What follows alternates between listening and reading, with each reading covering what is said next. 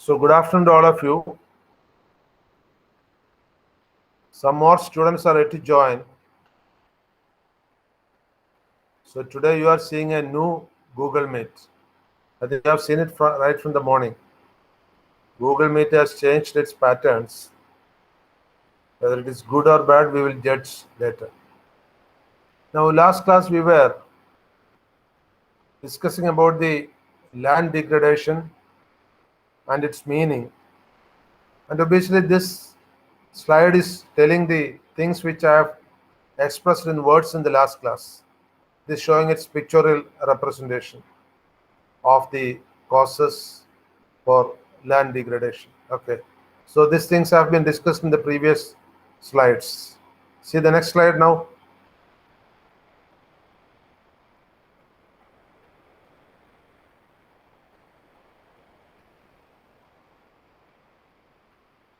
These are some of the vital information on land degradation. According to UNEP estimates, 35% of, that is almost one third of the land surface, is under threat from desertification. It's not actually desert. The actual desert is less than 20%, but almost 35% of the land is under threat. That means they are on the verge of becoming, desert area. The northwestern area in India, the mid area in Africa, the northeast area in South America, and the north area in North America. These are all the areas, and especially in Russia, the northwest area is under desertification threat. These are areas where desertification threat is very heavily there. And that is not a small area, one third of the world's land area. Even the land area itself is only one third of the Earth's surface.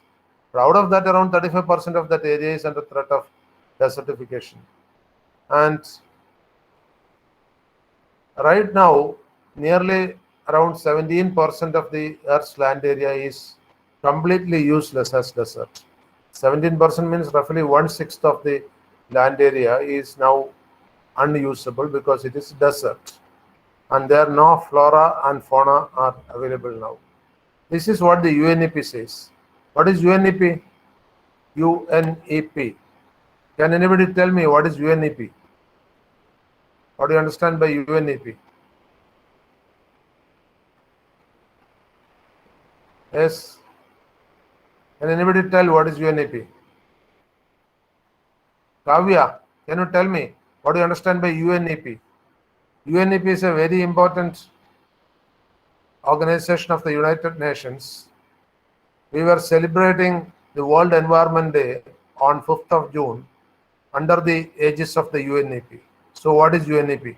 You should remember that. What is? Yes, Samina has written United Nations Environment Program. You are right. United Nations Environment Program is UNEP. That is in charge of the environmental issues all over the world. I told you that we have got 196 countries in the world, independent countries. Out of that, 192 are signatories in the United Nations. They are all concerned with the United Nations Environment Program, and right now the SDG is going on, Sustainable Development Goals. I think I talked to you. There are 17 goals which we have to achieve in the 15 years from 2015 to 2030, and they are called the Sustainable Development Goals. Okay. Now, see the next slide.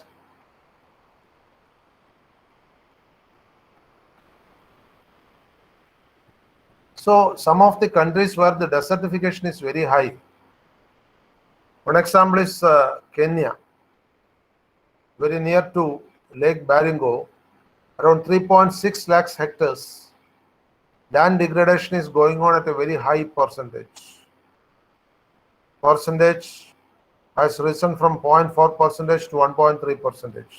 Very high land degradation rate. Land degradation means fertile land is converting to arid land. arid land is ultimately becoming desert. That's the point. Then in China, the present average annual rate of desertification is around 0.6%, very high. So it has risen recently from 1.3 percentage to 1.6 percentage in north of Beijing. That area is called Bokong country. So China is, as a closed country, but such information like land degradation and soil degradation, it comes out because that is not much used to the other countries. China getting information about the internal matters is very difficult, but land degradation, they are publishing it because they want the world to know that they are also facing this problem. See the next slide. Some more countries we can see in the next slide.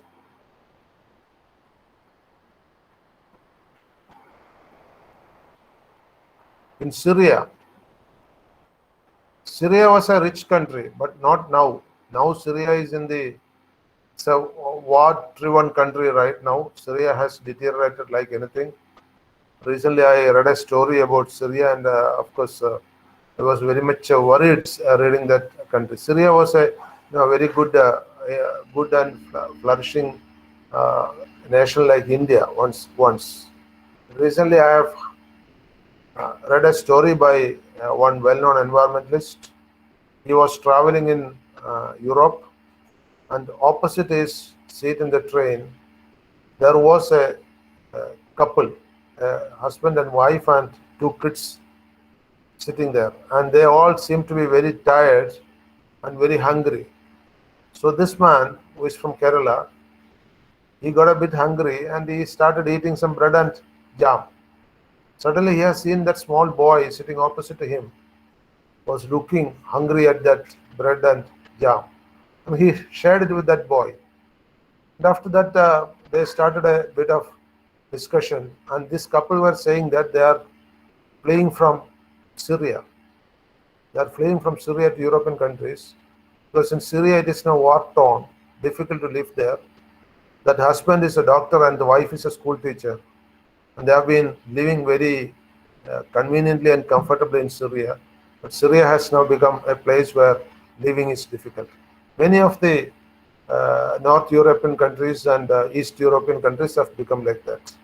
Living has become because of terrorists invading the countries like that. Then Yemen is another country where in Syria, the annual land degradation rate is 0.25%. That is 5 lakhs hectares. HA stands for hectares. How much is a hectare? How much is the size of a hectare? Any idea? How much is a hectare? Hectare is the land area. Normally, the land area we say either in acres or hectares. Hectare is an MKS system, where acre is the FPS system. Acre is in terms of feet, whereas hectare is in terms of meters. So land area, we normally say hectares and square kilometers in MKS system. Whereas in FPS system, we say acres and square miles. Okay, that is the FPS. FPS is the British system. MKS is the French system. French system is now more wide because it is a decimal system. So hectares is also a decimal system. How much is a hectare? Anybody? Suppose you say I have got 1 hectare of land. How much it means? Let me see. What is your Kirtana has written 10,000. 10,000 what, Kirtana? 10,000 what? You are right. Kirtana, you are right, but 10,000 what? Meters. Yes, you are right. 10,000 square meters is 1 hectare. And Sina has written it is 2.47 acre. Correct. Sina is also correct. An acre is 4,040 square feet or 40.4 square meter. An acre. An acre is 4,040. That means 404. 40.4 square meter. A cent is actually a cent, not an acre. A cent is 40.4 square meter, or an acre is 100 cents. That is 4,040 square meter.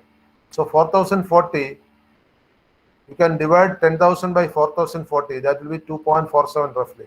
So Sina is also right. So 1 hectare is basically 100 meters. 100 meters length.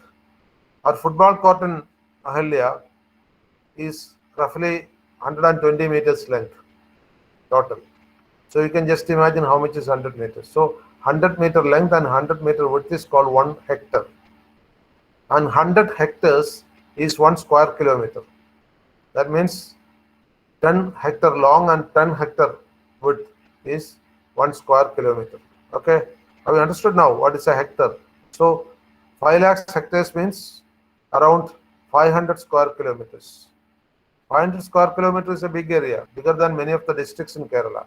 How much is the area of Kerala? How much is the area of Kerala? Anybody? കേരളത്തിന്റെ area എത്ര square kilometres ആണ്? I think nowadays you are used to Googling and finding it. Let it be, no harm. I want you to learn that. Whether you Google or tell ipso facto doesn't matter. How much is the land area in Kerala?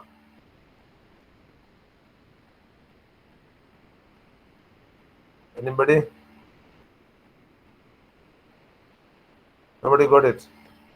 No harm, you can Google and find. I won't object to it because I know that you are used to the device, mobile than your elder generation. So quickly you can get it.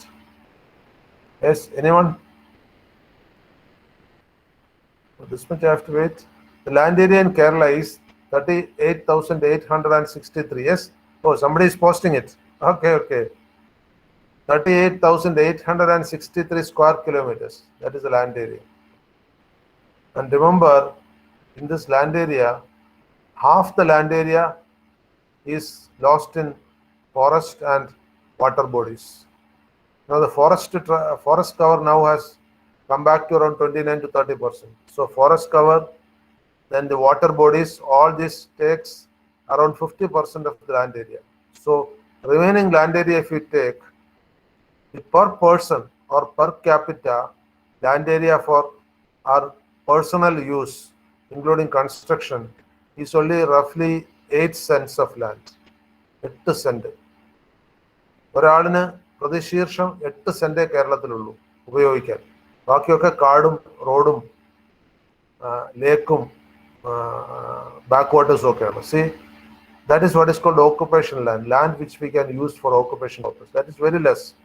Kerala is the state in India with very less per capita land availability because Kerala, the population density is very high. The average population density in Kerala is around 860, whereas the average population density in India is only 420 to 430. That means the population density in Kerala is more than double of the average population density elsewhere. What is the reason? എന്തുകൊണ്ടാണ് കേരളത്തിൽ ഇത്രയും population കാരണം? Anybody?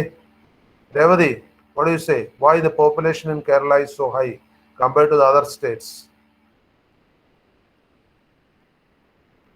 Why the population in Kerala is very high compared to other states? Average population is almost double that of other states. Any reason? Revati is here. If you are here, please put in the chat box or unmute. I just want to see whether you are here or not. Revati is not here. Sharfana.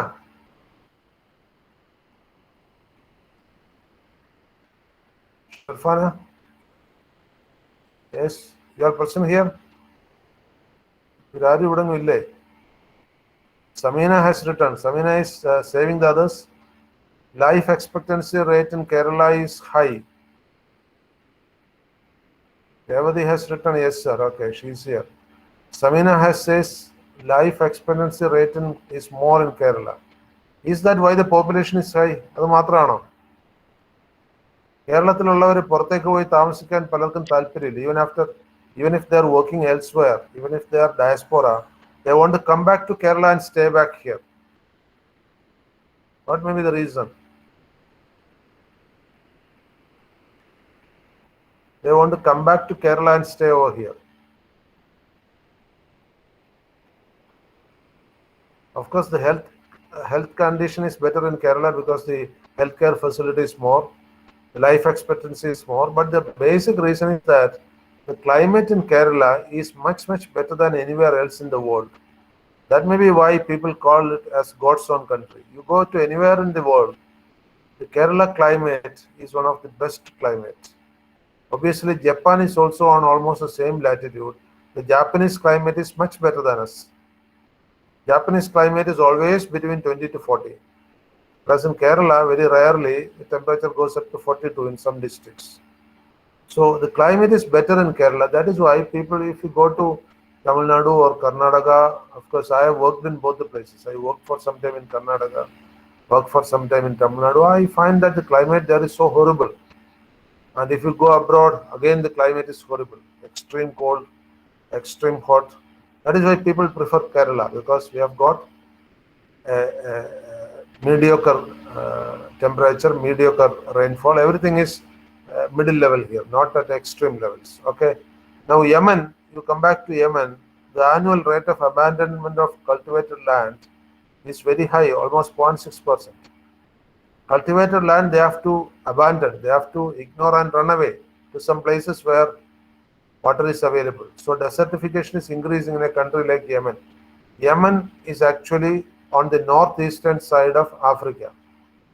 It's an African country, but close to the Eurasian countries. You cannot say it is just an African country. It is Yemen is very close to UAE. From UAE, you can walk and get into Yemen. In UAE, from the Ras Al Khaimah area, there are roads to Yemen. You can reach there by vehicle or by walking. Okay. Then Sahara. Where is Sahara? Sahara is mid-Africa. Africa Madhya Bhagavana Sahara. Sahara is growing like anything and increasing at 13.5 lakh square kilometer with very less recovery. Sahara is, is a very high. I still wonder why Sahara has become a desert, because Sahara is an African continent.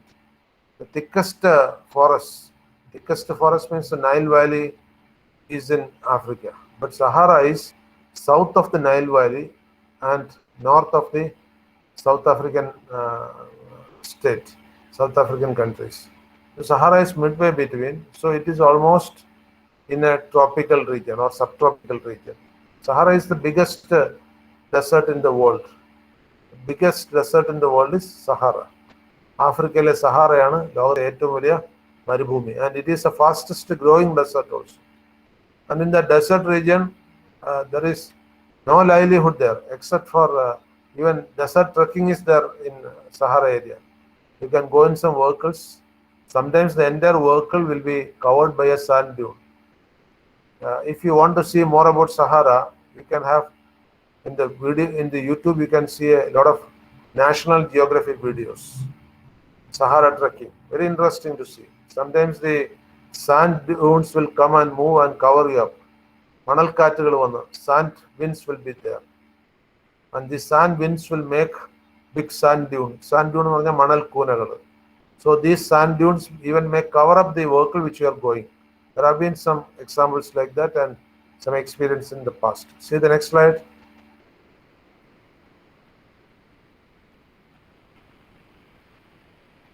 What are the indicators of desertification? Desertification നടക്കുന്നു എന്ന് നമുക്ക് എങ്ങനെയാണ് തോന്നുന്നത്? How we can judge that desertification is going on in some area? These are the list of indicators. എങ്ങനെയാണ് desertification നടക്കുന്നത് അറിയണമെങ്കിൽ ഇതിൽ ഏതെങ്കിലും ഉണ്ടോ എന്ന് നോക്കിയാൽ മതി. Read it. Can you read it?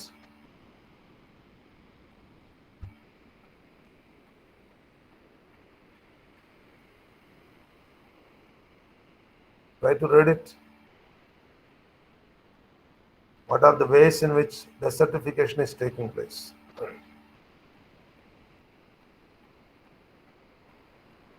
Who will read it for me? I want some of you to read it. Instead of me reading, I want some among you to read it. Shibi, can you read it? Shibi, please read the indicators of desertification. Indicators means what all things cause the desertification or how you can identify the desertification. I want Shibi to read it. Okay.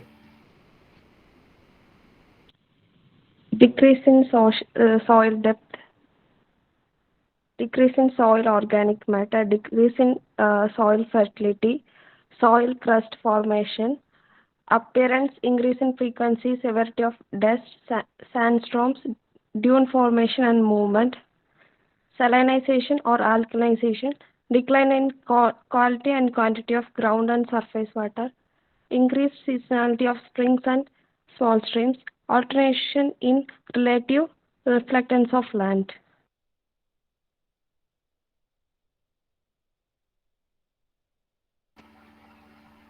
Now I am going to ask one by one question. Shibi has escaped. I'll ask others. Srirashmi, what do you mean by soil fertility? Sri Lakshmi. From this list I am asking the question. Sri Lakshmi, Vinod can tell me. What do you understand by soil fertility? Soil fertility എന്ന് വെച്ചാൽ എന്താണ്? Sri Lakshmi, Vinod can tell me.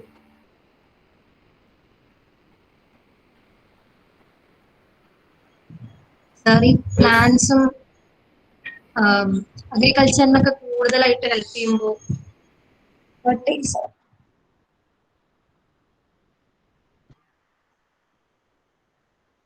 Close to it, you are coming very close to it. Soil fertility എന്ന് പറഞ്ഞാൽ മണ്ണിന്റെ വളക്കൂറ്.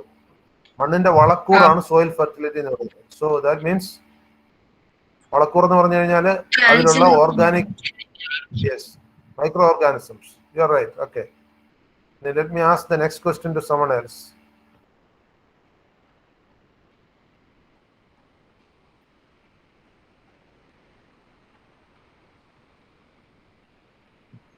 Rifas, can you tell me what is dust sandstone?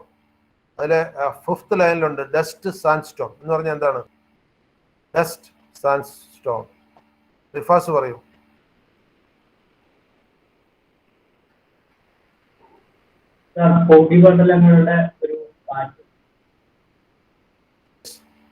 പൊടിക്കാറ്റ് അല്ലെ മണൽക്കാറ്റ് എന്ന് പറയും. ഗൾഫിലൊക്കെ പോകുന്നവരൊന്ന് പറയുന്നുണ്ടാവും പൊടിക്കാറ്റ് അടിക്കുകയാണ്. ചെറിയ പൊടി, അതിനാണ് ഡസ്റ്റ് എന്ന് പറയും. സാൻഡ് എന്ന് പറഞ്ഞാൽ കുറച്ചുകൂടെ വലുത്.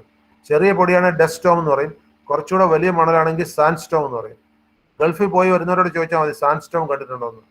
ഒരു സാൻഡ് സ്റ്റോമിൽ നിൽക്കുകയാണെങ്കിൽ ദേഹത്ത് ബുള്ളറ്റ് വന്ന് കൊള്ളുന്ന പോലെ ഈ സാൻഡ് വന്ന് കൊള്ളും. നല്ല കാറ്റായിരിക്കും. ആ കാറ്റ് സാൻഡിനെ കൂടെ കൊണ്ടുവരും. കേരളത്തിൽ അതില്ല. രാജസ്ഥാനിൽ വളരെ അപൂർവമായിട്ടുണ്ട് സാൻഡ് സ്റ്റോമും ഡസ്റ്റ് സ്റ്റോമും ഒക്കെ. കേരളത്തിൽ അത് തീരെ കണ്ടിട്ടില്ല. കാരണം ഇവിടെ സ്റ്റോം ഉണ്ടാകുന്ന സാധാരണ മഴയുടെ കൂടെ. മഴവെള്ളം വീഴുമ്പോഴത്തേക്ക് ഡസ്റ്റും സാൻഡും ഒക്കെ അങ്ങ് സെറ്റിൽ ചെയ്യും. പക്ഷെ മരുഭൂമിയിലെ കാറ്റിൽ വെള്ളമില്ല, കാറ്റ് മാത്രമേ ഉള്ളൂ. അവിടെയാണ് ഡസ്റ്റ് സ്റ്റോമും സാൻഡ് സ്റ്റോമും. Okay, right. അടുത്ത ക്വസ്റ്റ്യൻ ആരോടാ ചോദിക്കുക? Swathika KV, can you tell me what is meant by salinization?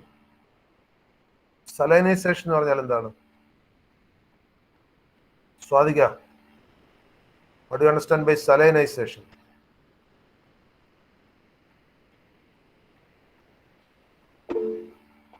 പറയൂ, salinization എന്താണെന്ന് പറയൂ.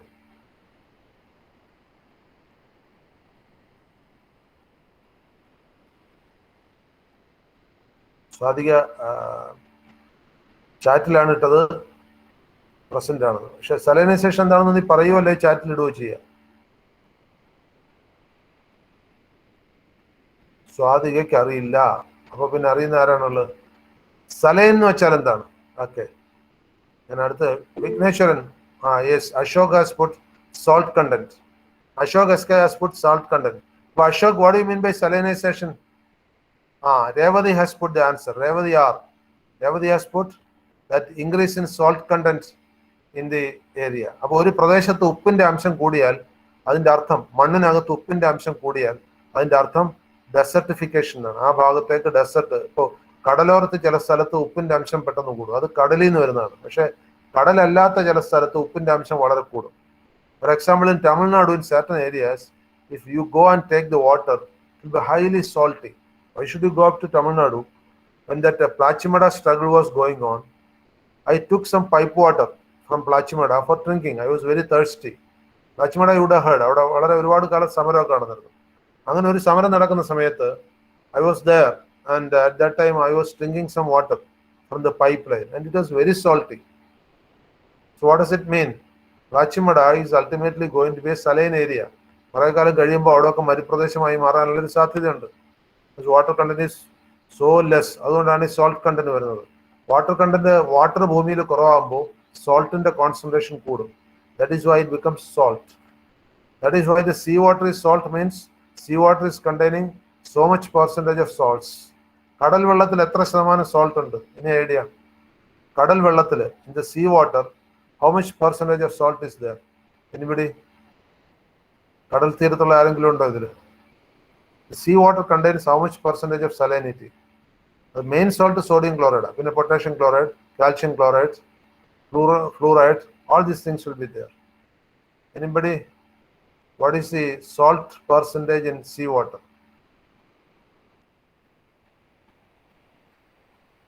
കടലിലെ വെള്ളത്തിൽ എത്ര ശതമാനം ഉപ്പുണ്ട് അറിയണ്ടേ? ആ ഉപ്പ് വറ്റിച്ചാണ് നമ്മൾ എടുക്കുന്നത്. ഉപ്പളം എന്ന് പറഞ്ഞ സ്ഥലങ്ങളുണ്ട്, അവിടെ ഉപ്പ് വെള്ളം വറ്റിക്കും, എന്നിട്ട് അതിനകത്തുള്ള ഉപ്പാണ് നമ്മൾ പൊടിയായിട്ട് എടുക്കുന്നത്. വലിയ പരലായിട്ട് കിട്ടും. We crush it and make it powder. That is the process.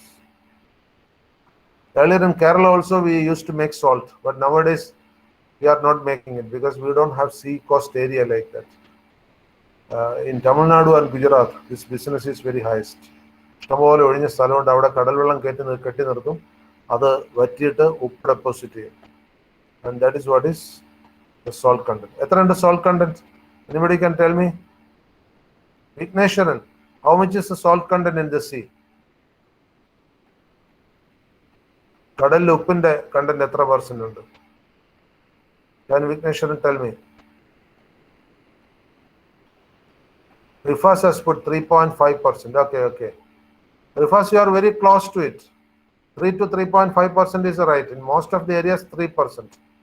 Maybe 3.1, 3.2. Maximum it can go up to 3.5 also in some areas. For example, in some Gulf and bays, like the Bay of Bengal or Gulf of Mannar, in such areas, salt content may be a bit high because the deposit will be more. You are right. 3 മുതൽ 3.5% വരെയാണ് കടലിലെ ഉപ്പിന്റെ അംശം. Right. Then let me ask another question. So, മണ്ണിൽ ഉപ്പിന്റെ അംശം കൂടിയാൽ, മണ്ണിൽ ഉപ്പിന്റെ അംശം സാധാരണ വളരെ കുറവായിരിക്കും. The salt content in water will be normally less than 1%, much less than 1%. Normally it will be 0.2, 0.3, like that. So if the salt content is very high, the sand becomes infertile. Salt content ഒരുപാടായി കഴിഞ്ഞാൽ പിന്നെ അവിടെ ചെടികൾ വളരില്ല, ചെടികൾ ഉണങ്ങിപ്പോകും. The wilting of sand due to salt content, it can happen. ഇപ്പോൾ ആലപ്പുഴ, കൊല്ലം ജില്ലയുടെ ഒക്കെ തീരദേശങ്ങളിൽ, when there is salt intrusion, the rice plants, the paddy plants will die down. ഉപ്പ് കയറി കൃഷി നശിക്കുക എന്ന് പറയും. That happens there, very common. Okay. Oh, that PPT has gone away. Try to bring it back. Okay.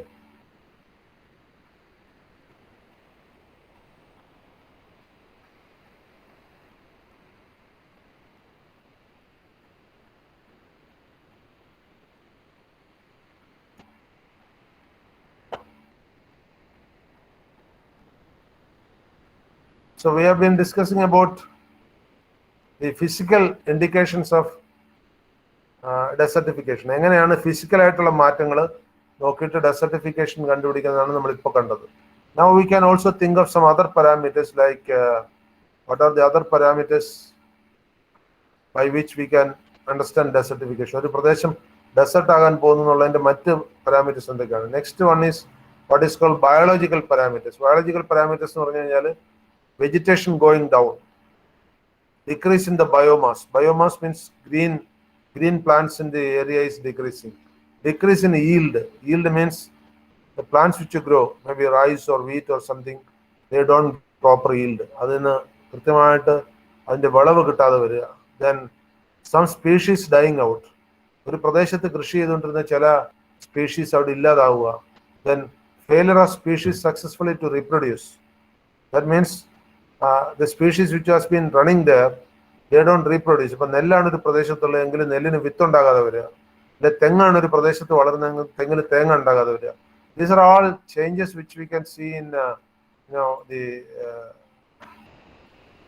you are seeing on that screen. Take the next slide. You are showing only the physical indicators. Take the next slide. Yes, these are the things which I have been telling.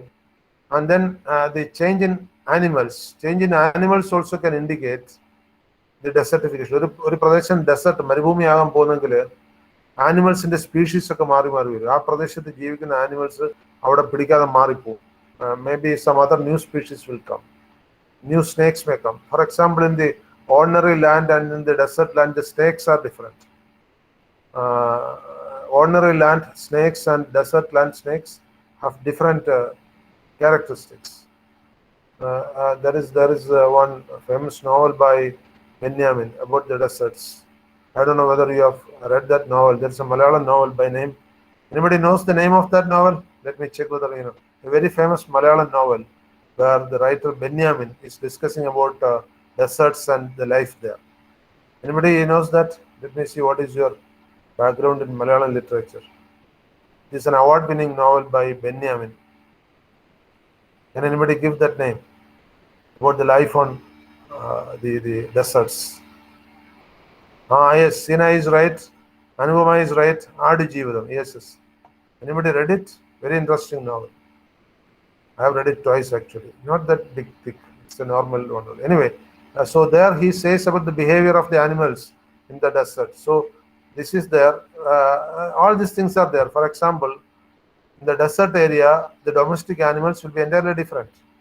നമ്മുടെ വീടുകളിൽ വളർത്തുന്ന മൃഗങ്ങളെ പോലെയല്ല മരുഭൂമിയിൽ വളർത്തുന്ന മൃഗങ്ങൾ. മരുഭൂമിയിൽ സാധാ ആടുണ്ടാവില്ല, ചെമ്മരി ആടായിരിക്കും. മരുഭൂമിയിൽ സാധാരണ കുതിരയോ പശുവോ ഒന്നും ഉണ്ടാവില്ല, അവിടെ ഒട്ടകമായിരിക്കും. So those are these animals like the ചെമ്മരി ആടെന്ന് പറഞ്ഞാൽ ഷീപ്പ്. സാധാരണ ആട് നമ്മൾ ഇവിടെ വളർത്തുന്ന ആട് ലാംബ് എന്നാണ് നമ്മൾ പറയാറ്. ചെമ്മരി ആട് ഷീപ്പാണ്. And of course then camel, ഒട്ടകം എന്ന് പറഞ്ഞാൽ ക്യാമൽ. ഈ ഒട്ടകത്തിനും ഷീപ്പിനും ഒക്കെ ഉള്ള ഒരു പ്രത്യേകത, വെള്ളം കുടിക്കാതെ മണിക്കൂറുകളോളം ജീവിക്കാൻ കഴിയും. ഒട്ടകത്തിന്റെ കേസിലാണെങ്കിൽ it has got a storage inside. ഒട്ടകത്തിന്റെ വയറിനകത്ത് തന്നെ വെള്ളം സ്റ്റോർ ചെയ്യാനുള്ള ഫെസിലിറ്റി ഉണ്ട്. So whenever it gets thirsty, it will take out that water and use it. ചെമ്മരി ആടിന് കുറേ വെയിൽ കൊണ്ടാലും ദാഹം വരില്ല, അതിന്റെ പുറമൊക്കെ കമ്പിളി കൊണ്ട് മൂടി പതിച്ചിരിക്കുക. Then another thing is change in herd composition.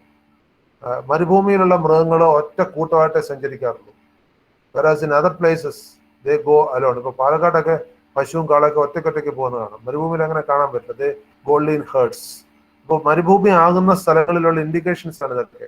മൃഗങ്ങൾ എങ്ങനെയാവും, അതിന്റെ ഈൽഡ് കുറയും. കേരളത്തിലെ ഒരു പശുവിനോ ആടിനോ കിട്ടുന്ന അത്രയും പാലൊന്നും മരുഭൂമിയിൽ കിട്ടില്ല. Okay, yield will be very less. So these are some of the indications of whether a land is becoming. Of course, many of the Gulf countries do have desertification. Gulf രാജ്യങ്ങളിൽ പലതിനും desertification ഉണ്ട്. And of course now in some of the countries like UAE, desert they are cultivating back. ഇപ്പോൾ ദുബായിലൊക്കെ പോവാണെങ്കിൽ മരുഭൂമികളെ അവര് കൃഷിസ്ഥലമാക്കി മാറ്റിക്കൊണ്ടിരിക്കുക by artificial means, by artificial recharge, by artificial irrigation. Many desert area they are converting back to natural area. That's a Herculean task, but they are doing it.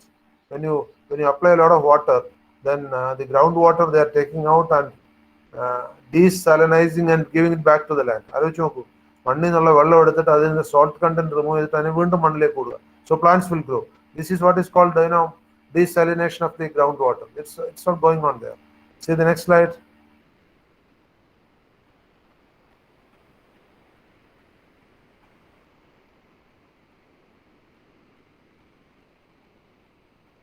Next slide.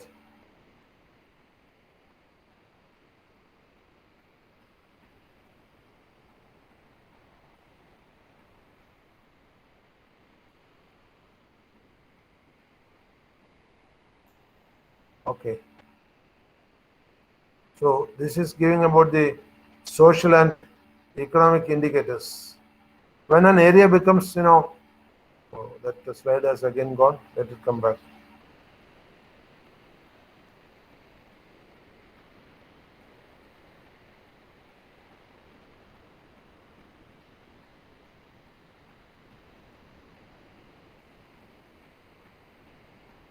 So when an area becomes deserted, it's not coming.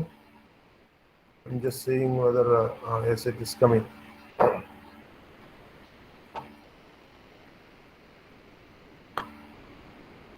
Okay, we are seeing the social and economic indicators.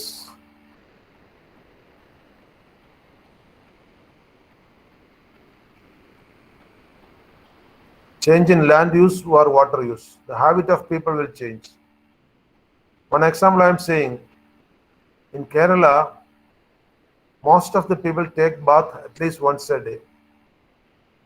Tamil Nadu, that culture is not there. Because in Tamil Nadu, the water is a scarce resource. They only if the water is available, they'll take the bath. So their culture is different. Similarly, in desert area, the living habits of the people will change. Then the settlement pattern will be changing. For example, in areas where water is available, people live in groups of houses. There will be so many houses nearby. Whereas in deserted area, people live far away, so that if a little water is available on the ground, one family will be able to use it. Then the population trends also will change. In desert area, the population will be very scattered and less. Very less people can stay. In Thar area in Rajasthan, very few families are there because water is a concern for them, livelihood is a concern for them, and the social process indicators and the conflict between the groups will be very high. That is why you would have heard that in Savannah area in USSR, Savannah area, there used to be so many nomadic tribes. They used to fight each other because the people who win the war used to possess the water sources. That was a custom there. Nomadic sources എന്ന് പറഞ്ഞാൽ nomadic tribes means those who wander around.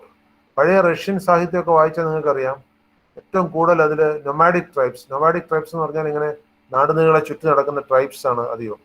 അവർ തമ്മിൽ യുദ്ധം ചേർന്ന് അധികവും ജലമുള്ള പ്രദേശങ്ങൾ കൈക്കലാക്കാൻ വേണ്ടിയായിരുന്നു. And even now there is a threat existing. In his book on Third Wave, the famous book called Third Wave, Alvin Toffler is saying that if at all there is one more world war, that will be for water. ടോഫ്ലറുടെ വളരെ പ്രശസ്തമായ ഒരു statement ആണ്, പലരും coat ചെയ്യാറുള്ള ഒരു statement ആണ്. Alvin Toffler എന്ന് കേട്ടിട്ടുണ്ടോ? Alvin Toffler is a very famous philosopher and writer. ടോഫ്ലറുടെ പല കൃതികളും ഫേമസ് ആണ്. അതിൽ ഏറ്റവും പ്രശസ്തമായ ഒരു പുസ്തകമാണ് തേർഡ് വേവ്, മൂന്നാം തരംഗം, third wave. In that book he says, ഇനിയൊരു മഹായുദ്ധം ഉണ്ടാകുകയാണെങ്കിൽ അത് ജലത്തിന് വേണ്ടിയായിരിക്കും. That is what he says. It is true. For example, now every state is fighting. Tamil Nadu fighting with Karnataka for Kaveri water. Kerala fighting with Tamil Nadu for Parambikulam water. Like that, everywhere it is happening. India fighting with Pakistan for Indus water. And India and Bangladesh fighting each other for the Brahmaputra water. So this can all happen every time. That fight doesn't mean an armed fight. Fight may be just clash or, opinions against. This can happen. See the next slide. So desertification is causing a global issue of conflict between groups of people, so that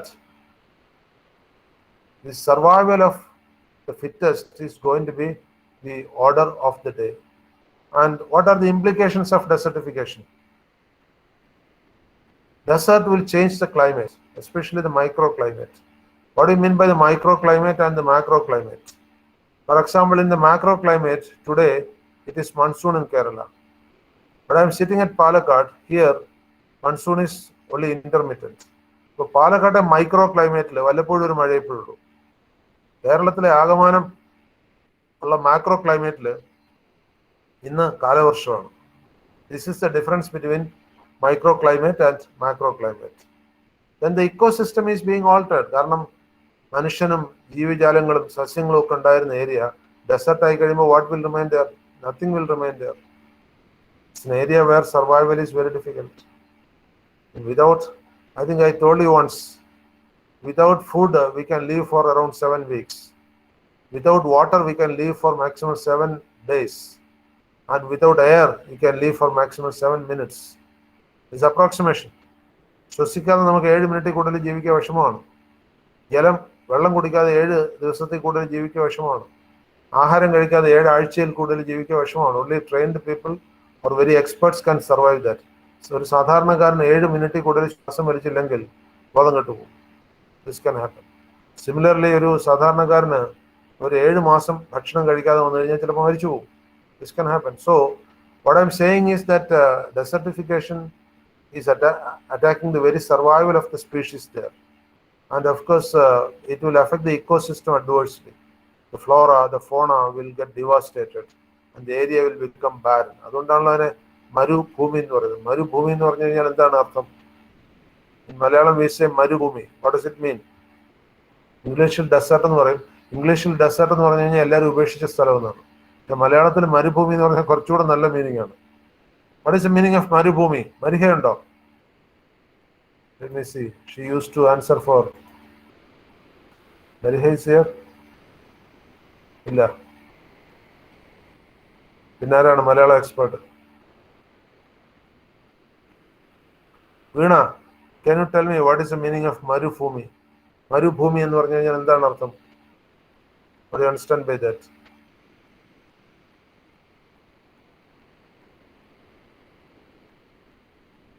മരുഭൂമി means what? മരുഭൂമി എന്ന് മലയാളത്തിൽ പറഞ്ഞു കഴിഞ്ഞാൽ എൻ്റെ അർത്ഥം എന്താണ്? Can Veena say it? Veena yes. Veena ഇല്ല ഇവിടെങ്ങും. വീണയുണ്ട്. എന്താണ് മരുഭൂമി എന്ന് പറഞ്ഞാൽ? ഒന്നാലോചിച്ച് നോക്കൂ.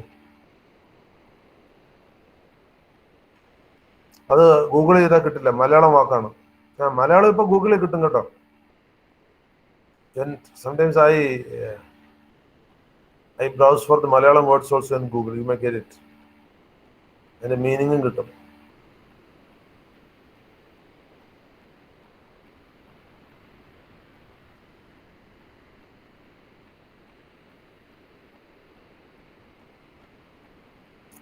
Ramya Vijaykumar, what do you understand by the word Marubhumi?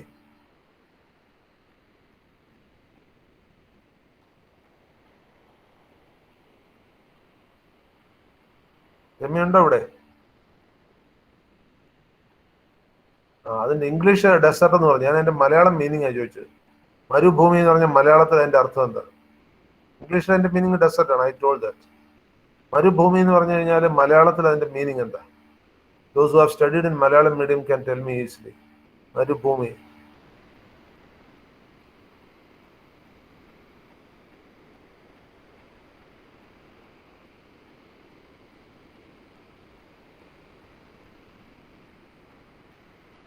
Rifas has written Tarish. അതൊക്കെ അതിന് പറയുന്ന സിനണിംസ് ആണ്, അതിന് പറയുന്ന പകരം വാക്കുകളാണ്. അതിന്റെ അർത്ഥം എന്താണെന്നാണ് ഞാൻ ചോദിച്ചത്. മരുഭൂമി എന്ന് പറഞ്ഞാൽ മരിച്ച ഭൂമി, ഡെഡ് ലാൻഡ്, അതാണ് അതിന്റെ അർത്ഥം. Get my point. മരിച്ച ഭൂമിക്കാണ് മരുഭൂമി എന്ന് മലയാളത്തിൽ പറയുന്നത്. It's dead. അവിടെ ഒരു ലിവിങ് ഓർഗാനിസംസ് ഇല്ല എന്നുള്ളതാണ് അതിന്റെ അർത്ഥം. ഓക്കെ. മണലാരണ്യം, അക്ഷയ ഹാസഡ്, ഇതെല്ലാം അതിന്റെ ഓൾട്ടർനേറ്റ് വേർഡ്സ് ആണ്. അതിന്റെ ശരിക്കുള്ള അർത്ഥം ഇറ്റ്സ് എ ഡെഡ് ലാൻഡ് എന്നുള്ളതാണ്. ആ ലാൻഡ് മരിച്ചു പോയിരിക്കുന്നു, അവിടെ പിന്നെ ജീവനില്ല. ഇറ്റ് ഹാസ് ബിക്കം അൻ ഇനോർഗാനിക് മെറ്റീരിയൽ. ഒരു ഓർഗാനിക് ലാൻഡിൽ നിന്ന്, that is A difference between organic land and inorganic land. Organic land will have organisms in it. Inorganic land will have no organisms left. See what is the next slide? Next slide കാണാൻ പറ്റുന്നില്ലേ?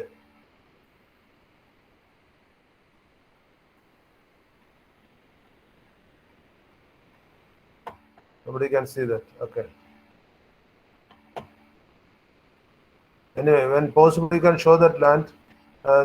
Next slide. I will just tell what are the things we have to discuss. What are the implications of this desertification? One thing is, much more areas will become uninhabited. മരുഭൂമികൾ വളർന്നാലുള്ള ഒരു പ്രശ്നം, ഭൂമിയിലെ ധാരാളം സ്ഥലം ജീവിക്കാൻ പറ്റാത്തതായി മാറും. That is the first implication. And in Asia alone, some 30 million people living in the coldest zones of the Himalayas are unable to ensure their living. Okay, it has come. That slide has come. You see there, in Asia alone, around 30 million people don't have access to energy or drinking water. And approximately 710 million people are in a situation where fuel wood is not available. ഈ മരുഭൂമി വന്നാലുള്ള പ്രശ്നം, വിറക് കിട്ടില്ല, അതുപോലെ മരങ്ങൾ ഉണ്ടാവില്ല, വെള്ളം കിട്ടില്ല. അങ്ങനെ വരുമ്പോൾ അവിടെ ജീവിക്കാൻ പറ്റില്ല. അത് ഡെസർട്ടിഫിക്കേഷൻ തുടങ്ങുമ്പോൾ തന്നെ, even before it becomes a desert, the initial stages of the desertification itself, these things will slightly disappear. So this is happening in India, in Asia, in China, in Himalayan regions, everywhere. See the next slide.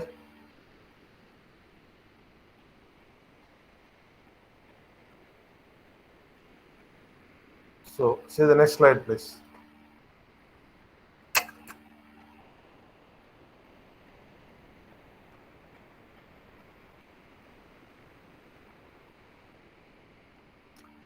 See these photos.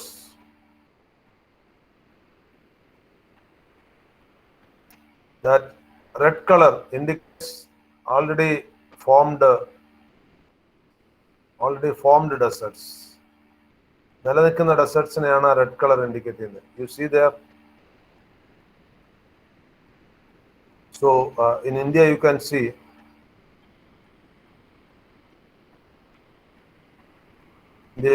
the Rajasthan area, and of course in South America you can see that area, and in Africa you can see the mid Africa where the Sahara is there. So it is indicative of that. See the next slide.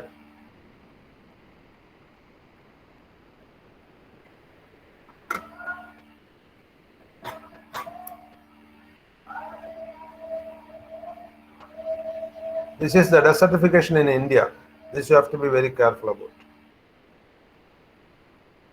The entire Indian area is 328.7 million hectares. Okay. Total geographical area of India 328.8 328.7, not 8, 328.7 million hectares. That's the total land area in India. What is the land area in Kerala? You told earlier. Kerala land area is 3.8823 million hectares. Earlier we told in kilometer square. We told that it is 38,863 square kilometers. That is 3.8823 million hectares. So how much area of the Indian land is there in Kerala? India's mottham land area 328.7 million hectares. Keralathinte 3.88 million hectares. Appo India's mottham land area എത്ര % കേരളത്തിലുണ്ട്?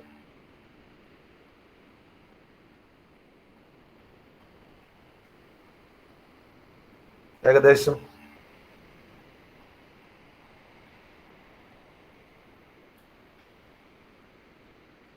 Anybody mathematics നന്നായിട്ട് അറിയാവുന്നവരെന്ന് പറയൂ.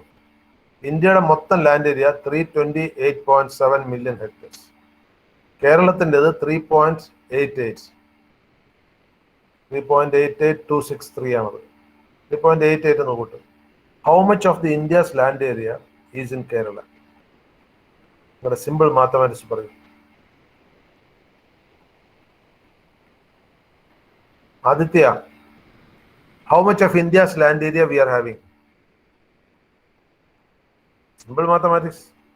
328.7 divided by 3.88. അതാണ് നമ്മുടെ percentage. അത് എത്ര ഉണ്ടാവും?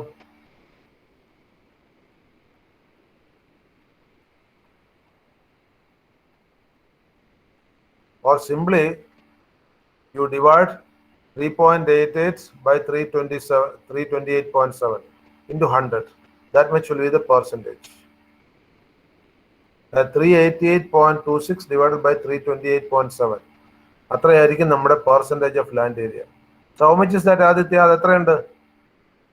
കേരളത്തിന്റെ പ്രകൃതി ഏരിയ, ലാൻഡ് ഏരിയ, ഇന്ത്യയുടെ ലാൻഡ് ഏരിയയുടെ എത്ര വരും? നിക്കുക്ക്, Aditya, you are here or not?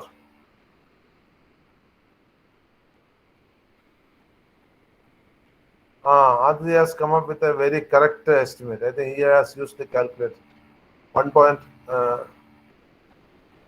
Aditya is not he, not she, it is she, no? Okay. The correct area is 1.12%. It is right. അപ്പോൾ ഇന്ത്യയുടെ മൊത്തം 1.12% land area കേരളത്തിലുള്ളൂ. See, nearly 1%. Just above 1%. ഇന്ത്യയുടെ മൊത്തം ഏരിയയുടെ 1% കേരളത്തിലുള്ളൂ. But what about the population? How much is India's population? I'm just letting you know the ratio, how populated we are. ഇന്ത്യയുടെ മൊത്തം population എത്രയാ? Akash Shastri, what is India's population?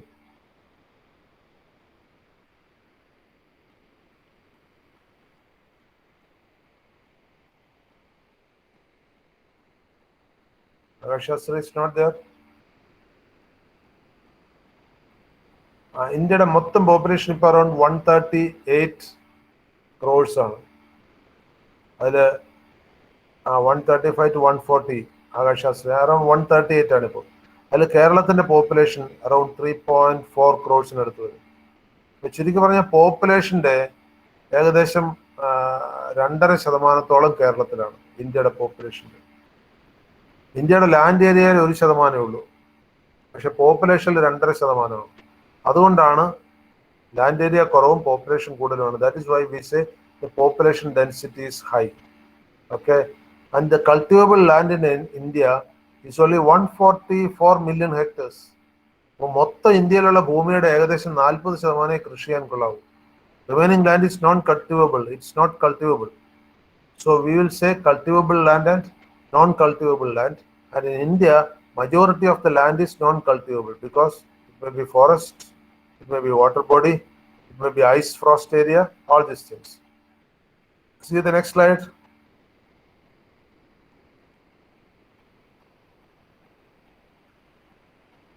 So you can see here which are the areas where the cultivation is going on and where cultivation is not possible.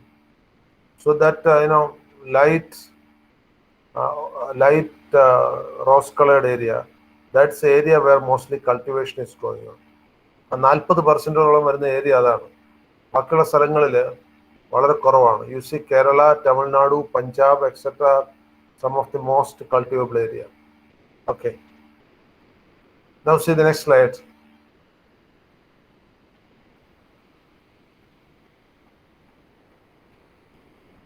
See the next slide.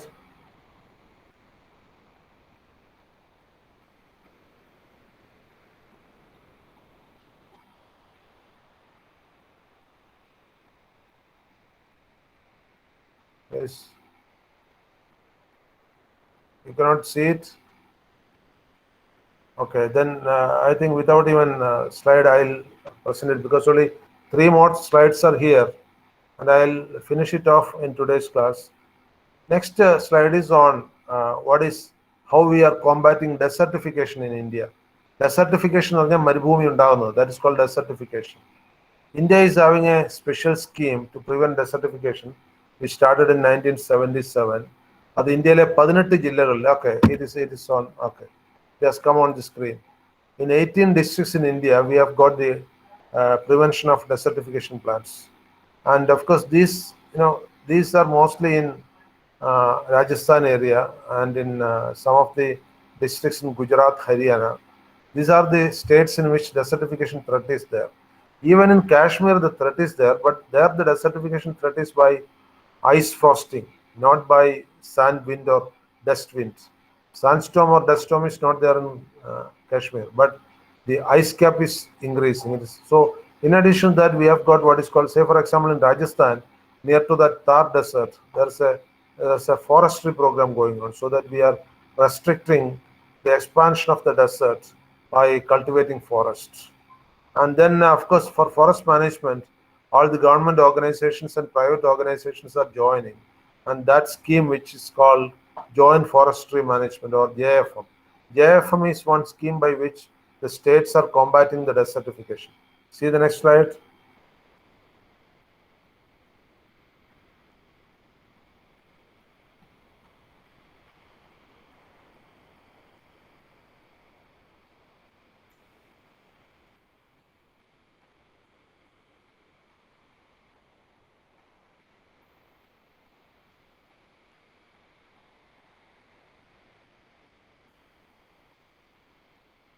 Okay, the next slide has come. Combating desertification, we are continuing that discussion. I have told the reasons. Then Another measure is by soil conservation. Soil conservation I have told. For example, when desertification started in Attapadi area, we made even a hill development scheme for Attapadi. Attapadi area, Attapadi Hill Development Scheme, AHARTS. Have you heard AHARTS? AHARTS was a program which we run at Attapadi. AHARTS means Attapadi Hill Area Development Scheme. By that scheme, most of the deserted area in Attapadi was cultivated with the plants, so that the desertification process was limited there. Otherwise, some areas have become bald hillocks. മൊട്ടക്കുന്നുകളായി മാറിയിരുന്നു. അതിനെ prevent ചെയ്തു. Then intensive soil conservation techniques, then promotion in the indigenous crops. Indigenous crops എന്ന് പറഞ്ഞാൽ തനത് സസ്യവർഗ്ഗങ്ങൾ, ഒരു നാട്ടിൽ പിടിക്കുന്ന സസ്യങ്ങൾ മറ്റൊരു നാട്ടിൽ നിന്ന് കൊണ്ടുവരുന്നതിന് പകരം അതാത് നാട്ടിലെ സസ്യങ്ങളെ വെച്ച് പിടിപ്പിച്ച് പച്ചപ്പ് കൂട്ടുന്ന technique. That is what is called cultivation of ingenious and then cultivation of leguminous crops. Leguminous എന്ന് പറഞ്ഞാൽ നാരുള്ള സസ്യങ്ങൾ. ഇത് രണ്ടും ഇൻക്രീസ് ചെയ്തു. And reduction in agro chemicals. മണ്ണിൽ ധാരാളം രാസവളങ്ങൾ ചേർക്കുന്നത് നിർത്തുക. മണ്ണിൽ രാസവളങ്ങൾ ചേർക്കുമ്പോൾ the salinity of soil will increase and the fertility of soils will go down. Ultimately, the soil will become barren and it will prevent microorganisms to cultivate on that soil. അപ്പോൾ അങ്ങനെ സോയിൽ മൈക്രോ ഓർഗാനിസംസ് കുറയുന്ന നിർത്താൻ വേണ്ടി chemical വളങ്ങൾ, fertilisers ഉപയോഗിക്കുന്നത് കുറയ്ക്കുക. Then there should be A comprehensive drought preparedness. അതായത് വരൾച്ച നേരിടാൻ വേണ്ടി ഓരോരോ സംസ്ഥാനങ്ങളും പ്രത്യേക സ്കീംസ് ഉണ്ടാക്കി. Especially in States like Rajasthan and Gujarat, they have got drought management programs. കേരളത്തിൽ അത്ര ഇതുവരെ വന്നിട്ടില്ല. കാരണം കേരളത്തിലെ പാലക്കാട്, പത്തനംതിട്ട ജില്ലകളിൽ ഒഴികെ drought is not a problem elsewhere.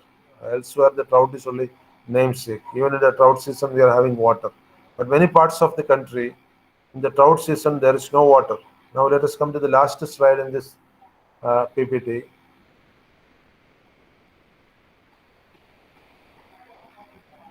Yes, now to the last slide.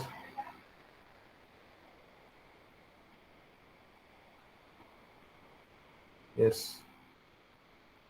Slide okay. The most important in desertification prevention is awareness among the people. ആളുകളെ എങ്ങനെ അവയർനെസ് കൊടുക്കാം? By detecting the desertification process. Desertification ഏതെങ്കിലും ഏരിയയിൽ തുടങ്ങുകയാണെങ്കിൽ അപ്പം തന്നെ ആളുകളെ ബോധവൽക്കരിക്കുക. It is happening there. Then telling them what are the preventive measures, taking their help in combating it, and ultimately implementing the schemes of the government in that area. അപ്പോൾ ജനങ്ങളുടെ പ്രാതിനിധ്യത്തോടു കൂടി ഡെസർട്ടിഫിക്കേഷനെ prevent ചെയ്യുന്നതാണ് ഏറ്റവും പ്രായോഗികമായിട്ടുള്ള area. In Kerala, we can only imagine desertification because we are not really having any desertification here. But if you go to north states and other countries like Africa or Russia, you will see that desertification is a problem for many of the people. Many of the people means those who are staying close to the desert. Just like a sea bank or sea beach, sea erosion is there. In desert area, the area near to the desert will extend and will absorb. That is the danger. Sahara മരുഭൂമിയുടെ അടുത്തുള്ള ഒരു സ്ഥലമാണെങ്കിൽ ഈ മരുഭൂമി അവിടേക്ക് extend ചെയ്തിട്ട് ആ സ്ഥലത്തെ കൂടെ മരുഭൂമിയാക്കി മാറ്റിക്കളയും. താർ ഡെസേർട്ടിന് അടുത്തുള്ള ഒരു സ്ഥലമാണെങ്കിൽ the desert will extend to that area and that also will be made a desert. This is the difficulty. So to prevent that, the people who are staying around also should be well aware of it, and that is what is achieved through the awareness program. So with that, we are closing the discussion on desert and desertification, and fourth module is totally over now. So next days we will have fifth and sixth module which are to be completed. Okay, so up to fourth module is fully over, and your test paper will have up to fourth module. But fourth module, this what I taught today will not be included in the test paper. Only up to what I taught in the last class will be there for the test paper. I think your test paper is tomorrow or 12th. I think it is tomorrow, no? Enna ningala test paper? I think tomorrow, 10th. Okay. So wish you the best for the test paper, and I have posted questions for the assignments. I've seen that only very few people have submitted one of the assignments. So 2 assignments are compulsory, no excuse. If you don't submit 2 assignments, you will not get the marks for assignment. So it is compulsory. I have given the date also for submission of the assignment. It is I think 23rd of June. Before 23rd, on or before 23rd, you have to submit 2 assignments. I have given 3 assignments. Any two are compulsory. If anybody is submitting all the three, no harm. But two are compulsory. Okay. So submit it before 23rd of June, and I'll be going through it. Better you submit in the WhatsApp group so that the others will know what is the thing you have submitted, and they can also know that that topic has been already selected. So they can avoid taking that topic. Okay. So thank you very much. Bye for the day. Thank you, sir. Thank you, sir. Thank you, sir. Thank you. Thank you, sir. Thank you, sir. Thank you.